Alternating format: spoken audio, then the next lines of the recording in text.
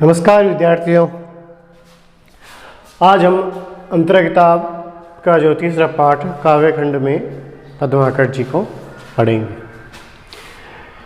यहाँ पद्माकर जी रीतिकाल के जो अंतिम लोकप्रिय आचार्य कवि रहे हैं। कहने का मतलब क्या है कि इन्होंने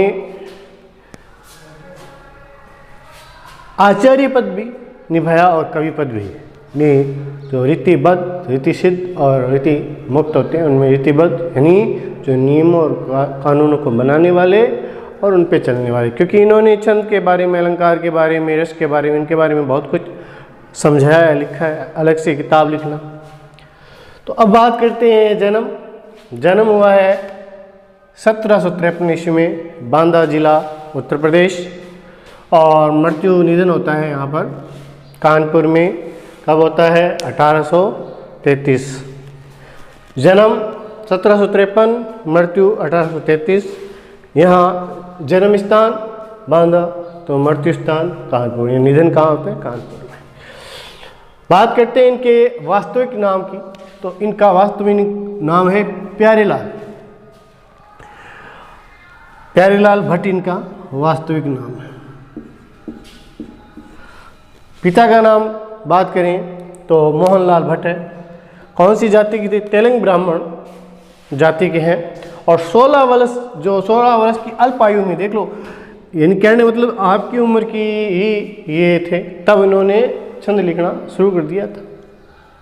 तब से लेकर इन्होंने 80 साल तक, 16 से लेकर 80 साल तक बहुत कुछ नाम कमाया है, तब जाकर हम यहाँ पढ़ रहे हैं। तो यही उम्र होती है कुछ बनने की, कुछ करने की। और यहाँ ये उदाहरण भी है कि 16 साल की अल्प आयु में उन्होंने छंद रचना शुरू कर दी थी।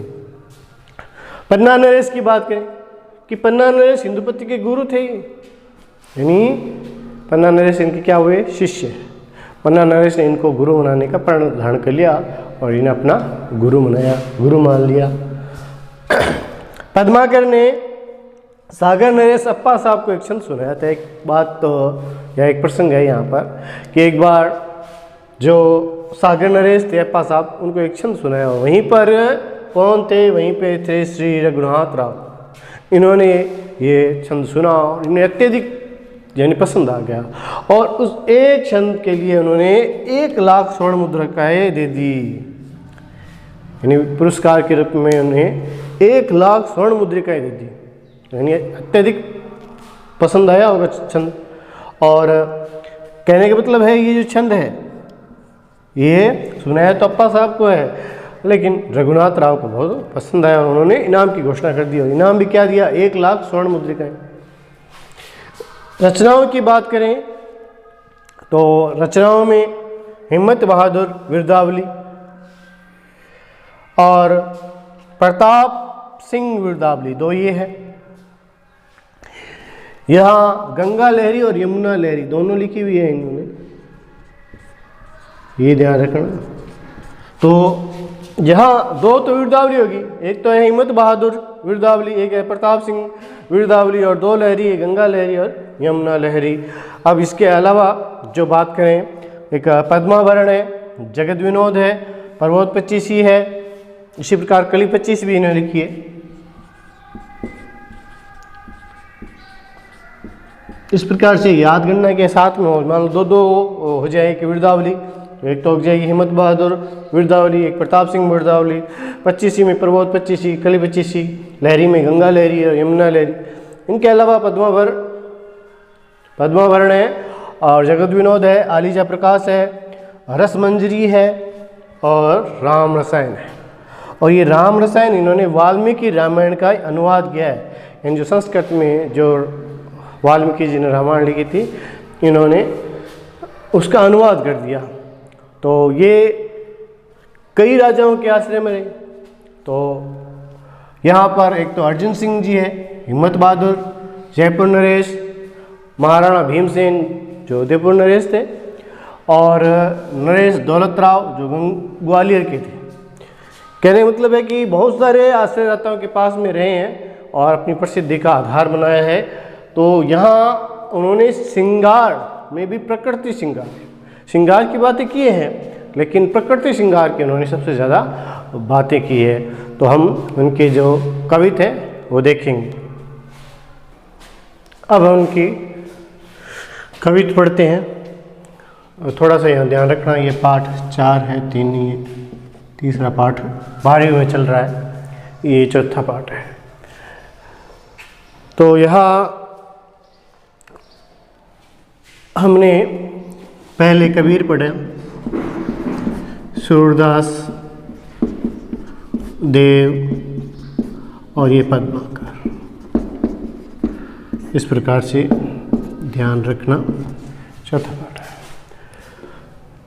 औरे भांति कुंजन में गुंजरत भीर, औरे भांति गुंजन में गुंजरत भीर भोर, औरे डोर झोरन पे बोरन के हुए गए, कहे पद माकर सु औरे भांति गलियानी, छलिया छबीले छेले औरे छवि छवे गए, औरे भांति विहग समाज में आवज होती, ऐसे ऋतु राज के न आज दिन दुए गए, और रस और प्रीति और राग और रंग, और तन और मन और वन होए गए। यहाँ कहने का मतलब है कि भिन्न प्रकार से या अलग प्रकार से। और ये बात किसकी कर रहे हैं, ये ध्यान रखना, किस ऋतु की बात हो रही है। ऋतुराज, ऋतुराज किसको कहते हैं, वसंत ऋतु को कहते हैं। और यहाँ वसंत ऋतु में क्या परिवर्तन होते हैं उसके बारे में बताया गया है। यानी मैंने बताया था कि पद्माकर जी प्रकृति चित्रण के बारे में हमें यहाँ समझाएंगे। और पहले यहाँ उन्होंने ऋतुराज यानी वसंत ऋतु को समझाते हुए कहा है कि जब वसंत ऋतु आती है तो क्या परिवर्तन होता है। तो यहाँ बताया गया है कि तब यानी जब वसंत ऋतु आता है तो यहाँ कहते हैं कुंजन यानी वन उपवन बाग बगीचे होते हैं, वहाँ पर गुंजरत मतलब गुंजते हुए, भीड़ भोर मतलब भंवरों का जो समूह है, जो भंवरों की जो भीड़ है उनके बारे में बात की जा रही है। तो कि अब जो भंवरों का जो समूह है वो वनों उपवनों में अलग ही प्रकार से भिन्न यानी भांति भांति से आवाज़ करते हुए, अलग प्रकार की जो आवाज़ है यानी जो गुंजार करते हैं वो कर रहे हैं। अर्थात ऋतुराज आते ही भंवरों की जो आवाज़ है उसमें भी परिवर्तन हो गया। अब जो एक खुशी की जो गूंज होती है वो गुंजन अब यहाँ पर हम कह सकते हैं वो गूंज भंवरों के स्वरों में मिल रही है। तो यहाँ पर अलग भांति से यानी अन्य ऋतुओं से अलग प्रकार से, और का मतलब अलग प्रकार से। तो यहाँ कहते हैं जैसे ही ऋतुराज यानी वसंत ऋतु आई, भंवरों के समूह ने वनोपवनों में अलग प्रकार से गूंजना शुरू कर दिया। औरे डोर झोरन पे बोरन के वे गए। यहाँ पर डोर मतलब डाल, डोर हो गया, और झोरन मतलब झुरमुट एक समूह होता है, गुच्छा होता है। बोरन यानी फल से लगने से पहले की जो अवस्था होती है वो बोर कहते हैं। हम कहते हैं बोर आ गई। बोर पेड़ों पे जब पौधों पर जब बोर आते हैं इसका मतलब फल लगना शुरू हो गया। तो अब कहते हैं कि जैसे ही वसंत ऋतु आता है तो जो बोरों का जो झुंड है वो झुंड का झुंड डालियों पर लद चुका है। यानी अब जो पेड़ पौधे हैं वो फलों से, फूलों से, पत्तियों से पूरी तरह से लबरेज होकर बड़े ही सुंदर लग रहे हैं। क्योंकि इससे पहले पतझड़ आती है और पतझड़ के कारण आपने देखा होगा सभी पेड़ पौधों पर जितनी पत्तियाँ होती है, फल फूल होते हैं, सब पूरी तरह से वो टूट टूट के नीचे गिर जाते हैं, झड़ते रहते हैं। लेकिन जैसे ही वसंत ऋतु आएगी तो वापस अपना परिपूर्ण शरीर को प्राप्त करेंगे। तो यही बात कही है कि अब जो डालियां हैं उन पर बोरों का जो झुंड या गुच्छों का गुच्छा लग चुका है। तो वो अलग ही प्रकार से प्रतीत हो रहा है। वो भी क्या हो रहा है, अलग ही प्रकार से प्रतीत होता है। वो जो पेड़ पौधे अभी तक कुछ अलग लग रहे थे, लेकिन जैसे बोर आए और बोर आने के थे उसका जो रूप सौंदर्य है वो कुछ अलग ही हो गया है। कहे पद्माकर सु और भांति गलियन। यहाँ पर पद्माकर जी कहते हैं कि इस जो ऋतु में है वो गलियाँ भी अलग प्रकार से, भिन्न प्रकार से दिखाई प्रतीत होती है। और क्यों दिखाई देती है, क्योंकि आपको पता है चारों तरफ जो वन बाग वाटिका आसपास के जो भी इलाके हैं वहाँ पर उनमें फूल पौधे हैं वो एकदम पूरे तरह से लबरेज होते हैं, चाहे फल हो, फूल हो, पत्तियाँ हो। और उन बाग बगीचों में कौन जाते हैं, छलिया छबीले छेल और छवि छुए गए। वो जो रूप के उपासक हैं जो सुंदरता के उपासक है नवयुवक और नवयुवतियाँ, वो अपनी सुंदरता पे इतराते हैं और आसपास की जो सुंदरता है उससे मोहित होकर वो यहाँ वहाँ घूमते रहते हैं। तो कहने मतलब है कि गलियों में वो यहाँ अपना जो सुंदरता का प्रदर्शन करते हैं, चाहे लड़के हो चाहे लड़कियाँ हो। जो नवयुवतियाँ होती है ना, वो अपना रूप सौंदर्य का दिखाने के लिए घूमती रहती है। इसी प्रकार युवक होता है अपना बल सौष्ठ होता है, अर्थात कितने ताकतवर है, कितने बलशाली है, कितने उनके सिक्स पैक्स वगैरह हैं, इस प्रकार से बॉडी बॉडी बनी हुई है, वो दिखाने की कोशिश करते हैं। तो जो नवयुवक है वो भी अलग ही प्रकार से इस मौसम में घूमते हुए दिखाई देते हैं, क्योंकि ये प्रेम का मौसम है ये भी। और भांति विहंग समाज में आवाज होती है, और विहंग समाज बोलते हैं पक्षियों के समूह। जैसे इस ऋतु में कोयल कूकेगी। वसंत ऋतु की खासियत यही है कि जो कोयलों का जो समूह होगा वो अलग ही प्रकार से अपनी जो मधुर ध्वनि है वो कहते हैं कि बाग उपवन वाटिकाओं में उनकी आवाज़ कुछ अलग ही भांति से प्रतीत होती है। यानी वो जो खुशी की लहर होती है, जो प्रसन्नता होती है पक्षियों में, वो भी यहाँ पर स्पष्ट रूप से देखी जाती है। अन्य मौसमों से तो वो अलग दिखाई देगी आपको। ऐसे ऋतुराज के न आवाज आज दिन द्वेगे, यानी ऐसे ऋतुराज अभी कितने दिनों आए हुए हैं? अभी 2 ही दिन हुए हैं, यानी अभी तो 2 ही दिन हुए हैं, कहने मतलब है। और 2 दिनों में इतना परिवर्तन हो गया, तो पूरा ऋतुराज जब पूरा जो ये कह सकते हैं कालक्रम निश्चित है उसका, वो पूर्ण करेगा तब तो शोभा ही अलग होगी। अभी तो शुरुआत ये 2 दिन आए हुए नहीं है। अभी कहना आज दिन द्वेगे न, यानी आज अभी तक 2 ही दिन नहीं हुए, और ऐसी छवि है वो हमें दिखाई दे रही है। फिर कहा है और रस, और क्या होता है और रस? मतलब रस भी अलग प्रकार से, भिन्न प्रकार से प्रतीत होता है। यानी जो चाहे श्रृंगार रस हो, चाहे कह सकते हैं यहाँ पर जो श्रृंगार में भी संयोग श्रृंगार है।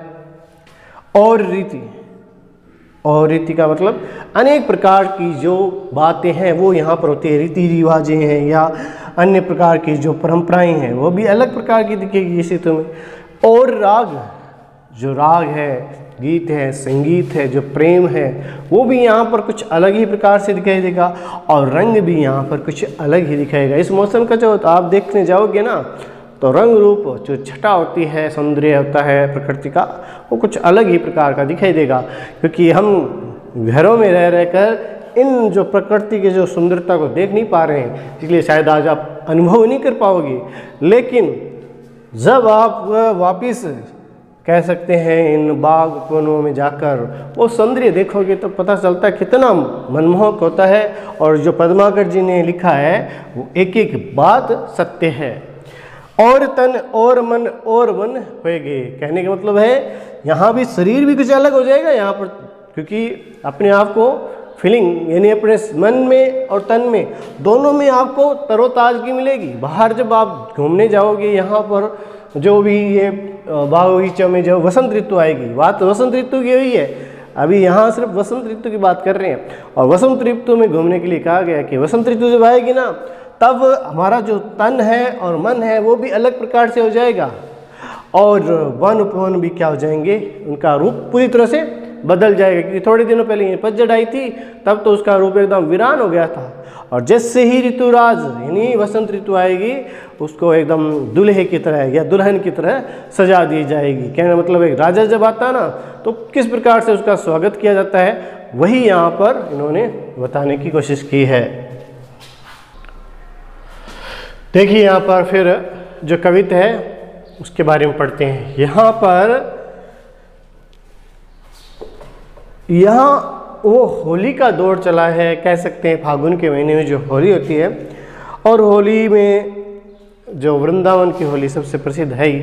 यहाँ भगवान श्री कृष्ण और गोपिका के मध्य जो होलिका के समय क्या बातें हुई है या उस वृंदावन में क्या हो रहा है, वो होली के अवसर के समय यहाँ बताया गया। देखिए, गोकुल के कुल के गली के गोप गाउन के, यहाँ पर गोकुल के जो कुल के हैं अर्थात जो ग्वाले अहिर जाति के, उनकी जाति या कुल कौन सा है, अहिर जाति है।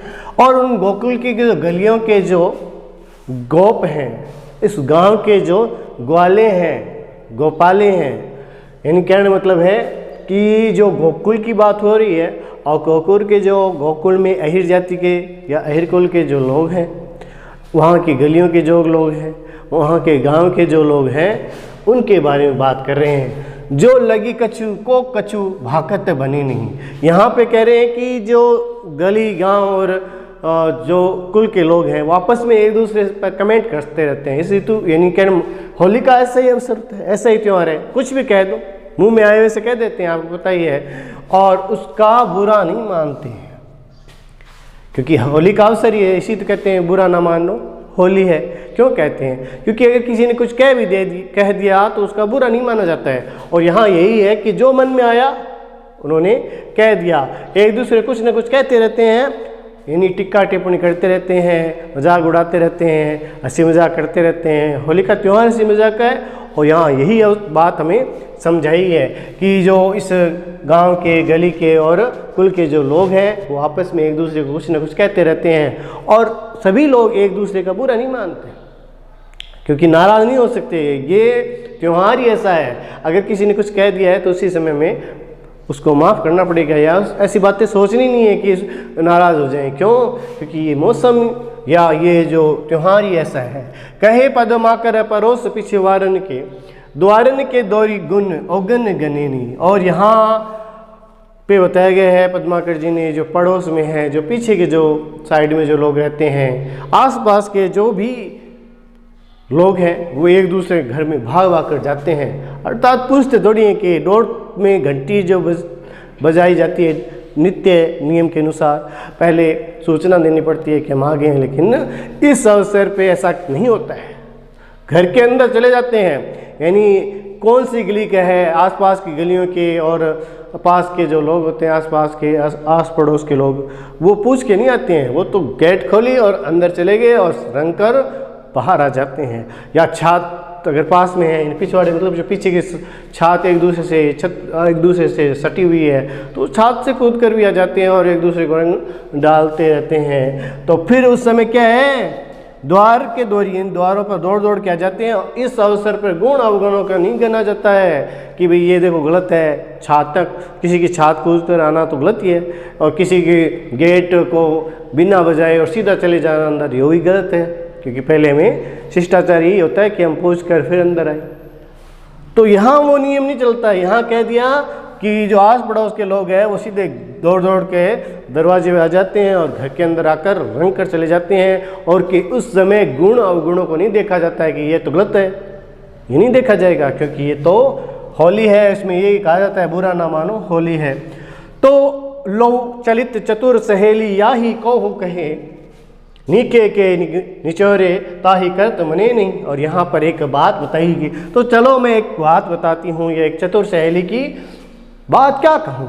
चलो मैं तुम्हें एक बात बताती हूँ, उसकी बात भी क्या कहूँ, कैसी है वो, कैसी है। निके के निचोरे ताही करत मने नहीं, कि उसको भगवान श्री कृष्ण ने, या जो श्री कृष्ण का जो रंग है यानी श्याम रंग, उसमें उन्होंने रंग दिया। भगवान श्री कृष्ण ने उसको रंग दिया है। कैसा रंग दिया है? काला रंग दिया है। और वो काले रंग को क्या करती है, निके किन अच्छी तरह से निचोड़ती नहीं है। उसका मन नहीं करता ऐसा, यानी उसका मन नहीं करता है कि उस रंग को अच्छी तरह निचोड़ कर हटा दूं, क्योंकि अगर कोई काला रंग लग जाए तो हम जल्दी से उसे हटाने की कोशिश करते हैं। लेकिन ये गोपिका क्या करती है, उसको अच्छा नहीं लग रहा है वो श्याम रंग हटे, क्योंकि श्याम रंग किससे जुड़ा गया है? श्री कृष्ण से। अब वो श्री कृष्ण से जुड़ने के कारण, या श्री कृष्ण से अत्यधिक प्रेम करने के कारण वो रंग भी उसे बहुत अत्यधिक प्रिय हो गया है और उसे वो छुड़ाना नहीं चाहती है, उसे निचोड़ना नहीं चाहती है।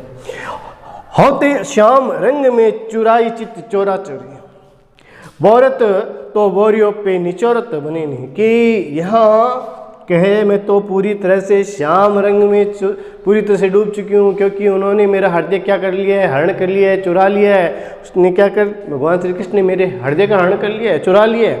तो मैं चाहकर भी यानी उसको निकालना चाहूँ, निचोड़ना चाहूँ तो भी निकाल नहीं सकती हूँ, क्योंकि मेरे हृदय पे अब किसकी छाप चढ़ गई है? श्री कृष्ण की। अब मैं चाहूँ ना तो भी वो रंग कभी भी अपने इस कपड़ों से, मन से, तन से निकाल नहीं सकती, क्योंकि मन में कौन बस चुके हैं? श्री कृष्ण।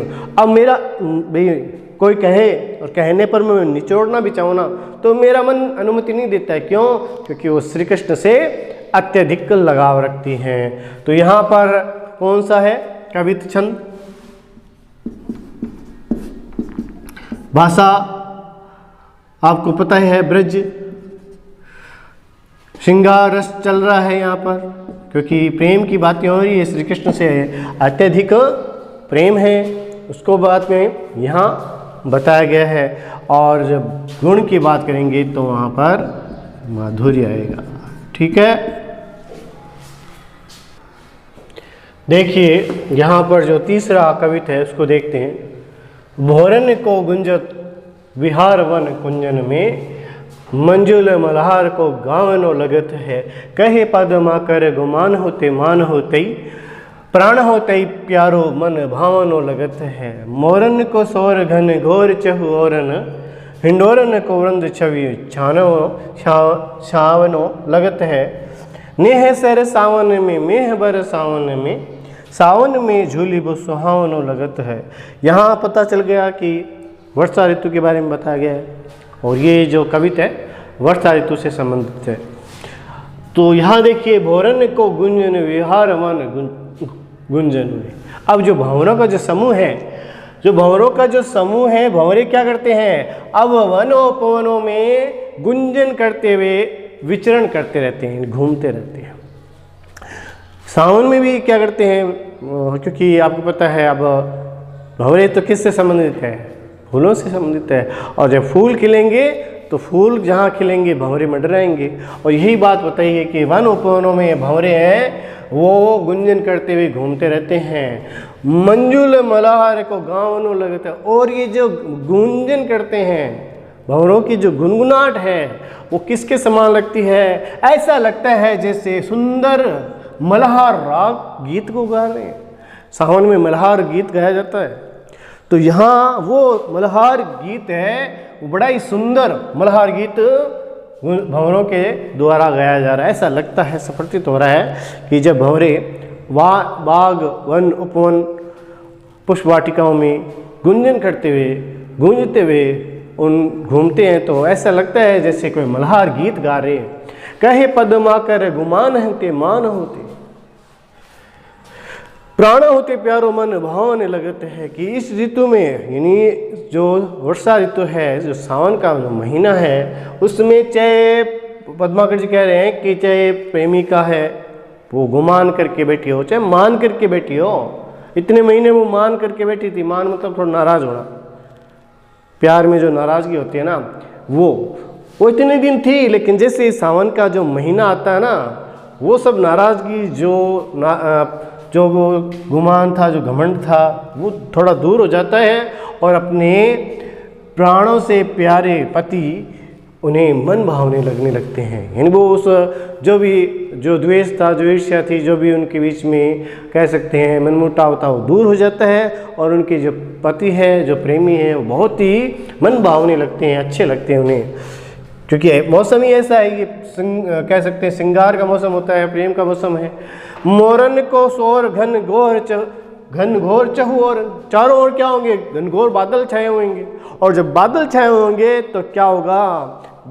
मोर नाचेंगे और क्या करेंगे? शोर करेंगे। भाई बादलों को देखकर मोर क्या करते हैं? शोर करते हैं। तो यहाँ एक चारों ओर क्या है? बादल ही बादल छाए हुए हैं, और उन बादलों को देखकर मोर भी शोर करते हुए मिलेंगे, यानी कूकते मिलेंगे, उनकी जो पीहू की आवाज़ है वो मिलेगी। फिर यहाँ बताया कि जैसे ही सावन का महीना आएगा, हिंडोरन को बंद छवि छावनो लगत है। तो जो बाग बगीचों में क्या होता है, अब पेड़ों पर झूले लग जाते हैं, झूलों का समूह लगे, अर्थात झूले के झूले हैं, वो बाग बगीचों में बड़े ही सुंदर लगते हैं। उनकी छवि भी क्या है? बड़ी सुंदर लगती है, क्योंकि महिलाएं गीत गाते हुए वहाँ पर झूला झूलती है, तो बड़ा ही अनुपम सौंदर्य वहाँ पर दिखाई देता है हमें। नेह असर सावन में मेह बर सावन में, कि जो ऐसा लगता है, बरसात होती है ना वहाँ पर, ऐसा लगता है कि मेह है वो स्नेह बरसा रहा है, वो नेह बरसा रहा है, अर्थात प्रेम बरसा रहा है। बरसात जब होती है और उस बरसात में धरती पर जैसे बरसात ने प्रेम बरसाया हो, धरती के लिए बरसात बादलों ने प्रेम बरसाया हो, और उस बरसात के समय यानी रिमझिम बूंदे हो और सावन में झूली वो सुहावना लगता है। और उस समय झूलना, उस सावन में झूला झूलना बड़ा ही सुहावना लगता है। यानी इस सावन के महीने की भी, वर्षा ऋतु के महीने की भी विशेषता में बताई है। देखिए अब घर कार्य के लिए जो प्रश्न है वो देखते हैं हम। कवि ने वसंत ऋतु में क्या परिवर्तन बताए, यानी इस समय क्या क्या परिवर्तन होते हैं। तो आपको पता है भंवरे क्या कर रहे हैं, भंवरे भी गूंज रहे हैं, भंवरे वनों उपवनों में गुंजार कर रहे हैं। और इस समय जो छेल छबीले हैं, क्या नवयुवक होते हैं, वो भी गली गलियों में घूमते रहते हैं। बाग बगीचे उपवन फल फूलों से लद चुके हैं, उनकी सुंदरता को क्या कहें। और जो विहग जो कुल है वो भी क्या कर रहे हैं, वो भी अपनी अलग ही आवाज़ में गूंजते हैं, यानी उनकी आवाज़ भी कुछ अलग ही बताई गई है। तो बहुत सारे परिवर्तन इस वसंत ऋतु में होते हैं। जो पहला पद है उसके आधार पर आपको लिखना है। और एक की बार बार आवृत्ति से अर्थ में क्या विशेषता उत्पन्न हुई। पहला जो छंद है उसमें बार बार और है, इसका मतलब क्या है। पहले और का तो और ये दो आ रहे हैं। देखो यहाँ जो और शब्द है अपने सीधे और शब्द पे आते हैं। एक होता है और मतलब अलग,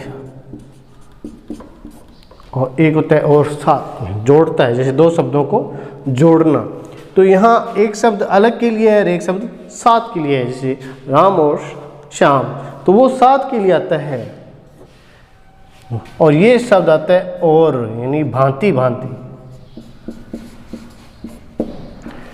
तो यहाँ दोनों शब्दों से यमक अलंकार के माध्यम से उन्होंने बड़ा ही सुंदर चित्रण किया। अनुप्रास और यमक अलंकार के द्वारा बड़ा ही इस छंद में चमत्कार उत्पन्न करने की कोशिश की है। जो गयता उत्पन्न होती है इस और शब्द से, वो अलग ही बात की होती है। होली के अवसर की बात करें तो किस प्रकार से हमें बताया गया ना कि इस अवसर पे एक जो इस गांव के यानी गोकुल गांव के जो ग्वाले हैं वो किसी को कुछ भी कह देते हैं तो उसका उनका बुरा नहीं मानते, यानी एक दूसरे कुछ कहते रहते हैं, भला बुरा कह देती है तो फिर भी क्या होता है, यही तो कहते हैं बुरा ना मानो होली है। एक दूसरे पर जाकर घर घर जाकर रंग लगाते हैं और इस समय कहते हैं छत के ऊपर से या द्वारे से सीधे घर के अंदर चले जाते हैं और रंग कर आ जाते हैं, लेकिन फिर भी उनके गुण अवगुणों को नहीं देखा जाता है।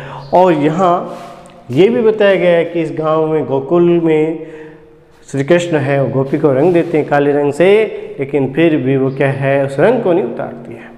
वो तो उस रंग से लबरेज रहना चाहती है, वो उस रंग में क्या करना चाहती है, सरोबार रहना चाहती है, उस रंग को उतारना नहीं चाहती है। और यहाँ बताया गया है, बोरत तो बोरियों पे निचोरत बनी नहीं। इस पंक्ति में गोपिका ने वन का क्या भाव व्यक्त हुआ है, क्योंकि वो श्री कृष्ण से अत्यधिक लगाव है, उसे प्रेम है। और होली के अवसर पे श्री कृष्ण ने उन पर कौन सा श्याम रंग लगा दिया है। एक तो श्री कृष्ण ने, दूसरा श्याम रंग। तो वो श्याम रंग किससे संबंधित हो गया, श्री कृष्ण से। अब जब श्री कृष्ण से संबंधित हो गया, वो श्री कृष्ण से क्या करती है, अत्यधिक प्रेम करती है। और अत्यधिक प्रेम के कारण मन में क्या भाव हुआ है, अत्यधिक प्रेम के कारण वो जो लगा हुआ रंग है उसको वो निचोड़ना नहीं चाहती है, उसका मन नहीं करता। वो उसकी सहेलियाँ कहती है कि ये रंग तो निचोड़ ले भाई, लेकिन वो कहते हैं कि बोरत तो बोरियों पर निचोड़त बनी नहीं, ना तो ये रंग छुड़ेगा और ना ये निचोड़ेगा, क्योंकि इसके हृदय में भगवान श्री कृष्ण की जो छवि बन गई है वो अब जाने से रही, इसलिए वो रंग उसे अत्यधिक प्रिय है और वो उस रंग को छुड़ाना नहीं चाहती, उसका मन नहीं मानता कि उस रंग को दूर करे। ठीक है।